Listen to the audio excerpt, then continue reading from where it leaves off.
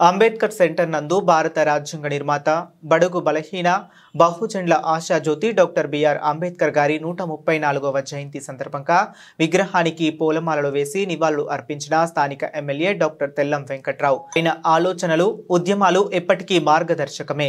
జాతికి న్యాయం నేర్పిన మహానేతకు ఘన నివాళులు. ఎమ్మెల్యే తెల్లం వెంకట్రావు గారు మాట్లాడుతూ ప్రతి పౌరునికి నైతికాభివృద్ధి నిజమైన దేశాభివృద్ధి అని చాటిన మహామేధావి, బహుముఖ ప్రజ్ఞాశాలి డాక్టర్ బిఆర్ అంబేద్కర్ అంటరానితనం, అస్పృశ్యత నిర్మూలనకు, అణగారిన వర్గాల హక్కుల కోసం పోరాడిన దీశాలి డాక్టర్ బిఆర్ అంబేద్కర్ అని అన్నారు.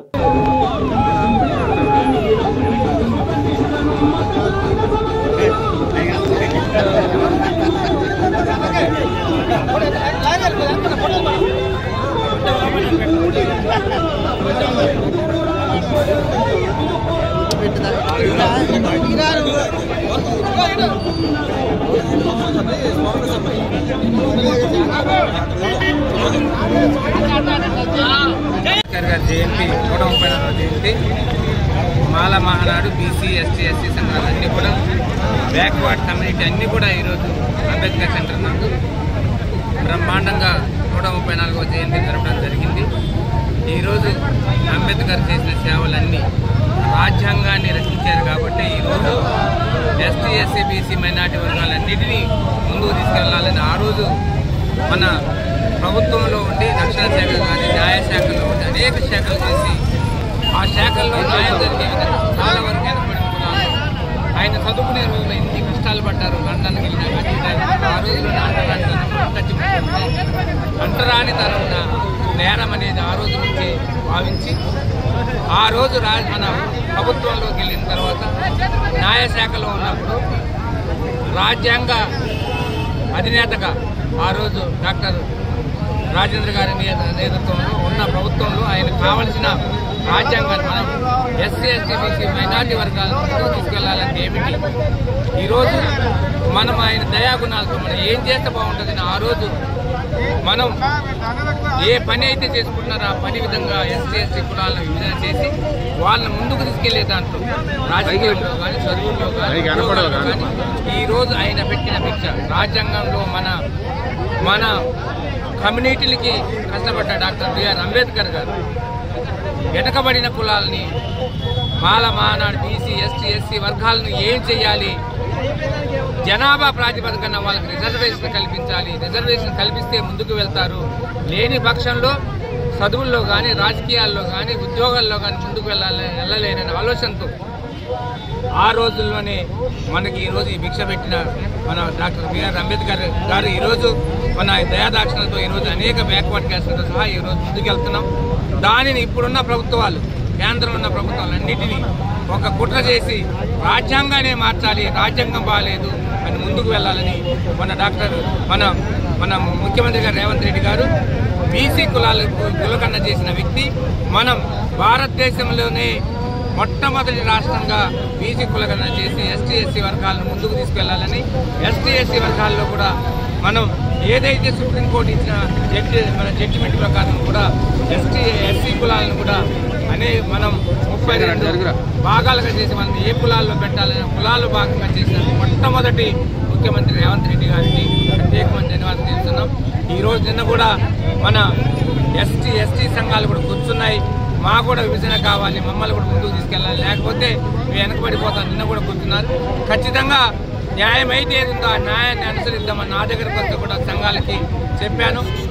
ఏదైతే ఈరోజు న్యాయం జరిగే విధంగా ఈరోజు మనం కేంద్ర ప్రభుత్వం కొన్ని సూచనలు మనకు వెనక్కి వెళ్ళిపోవాలి, రాజ్యాంగం కాదు ఇలా చేయాలి మనం అనే దాన్ని ఈరోజు తప్పుబట్టి మనం మొన్నే రేవంత్ రెడ్డి గారు కార్యకర్తలు ఇచ్చిన ఒక నినాదం ప్రకారం ఎట్లంటే జై భీమ్, జై బాబూజీ, జై సంవిధానాన్ని, రాజ్యాంగాన్ని ముందుకు పది గ్రామం తీసుకెళ్ళాలి, లేకపోతే మనం అణగారిపోతాం.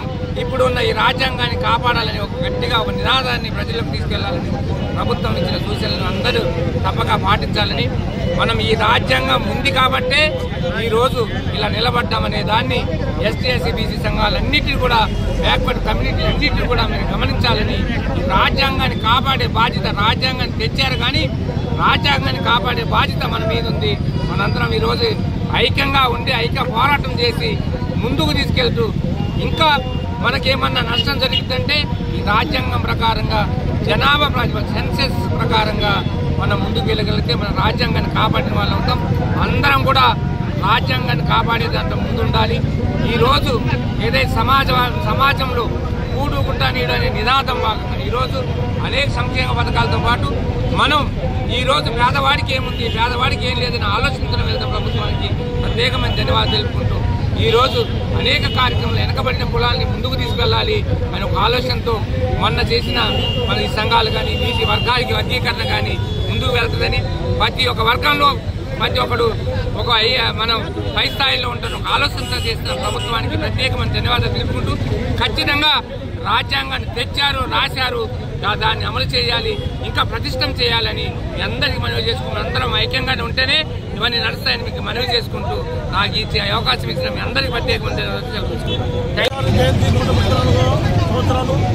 మరి వారు చెప్పినట్టు వారు రాసిన రాజ్యాంగం లేకపోతే ఈ మాత్రం చర్చ కూడా మనకు ఉండేది కాదు. అయితే ఇవాళ మైనార్టీ పైన బడుగు బలగల పైన ఎన్ని దాడులు జరుగుతుందో తెలుసు.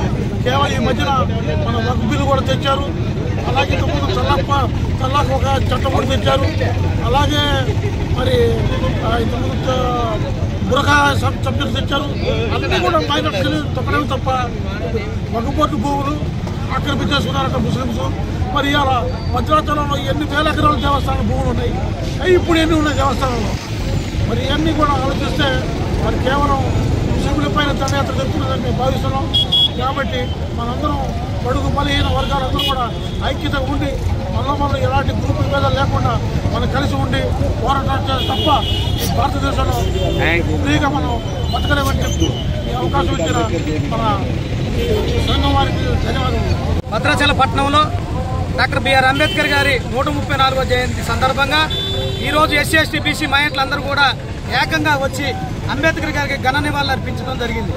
ఎందుకంటే ఈ దేశానికి ఒక రాజ్యాంగాన్ని రచించి అంబేద్కర్ గారు ఇవ్వడం జరిగింది. బడుగు బలహీన వర్గాల కోసం ఎంతో కష్టపడి ఈ రకమైన పేదవారిని వీళ్ళందరూ కూడా హక్కులు కల్పించినటువంటి ఘనత కూడా అంబేద్కర్ గారిని. ఇవాళ నిజంగా దేవుడు ఉన్నాడో నాకైతే తెలియదు, కానీ ఇలా డాక్టర్ బిఆర్ అంబేద్కర్ గారు ఈ హక్కులు కల్పించేందుకు మనం ఆయనే దేవుడిగా పూజించాలి. అదేవిధంగా ఇలా బీజేపీ ప్రభుత్వం కూడా కుట్రలు చేసి భారత రాజ్యాంగాన్ని తీసేయాలని చెప్పేసి ప్రయత్నంలో భాగం చేస్తుంది. దీనికి అందరూ కూడా ఎస్సీ బీసీలు అందరూ కూడా ఏకమై నీకు బుద్ధి చెప్పే రోజు ఆసన్నం అయితే దళితులందరూ కలిసి ఉంటే రాజ్యాధికారం వస్తుందని చెప్పి ఒక భాగంలో ఎప్పుడు కూడా కుట్ర చేసి రాజ్యాంగం మీద బీజేపీ ప్రభుత్వం చేస్తున్నాడు దాడిని మీ మానమాను ఖండిస్తున్నా.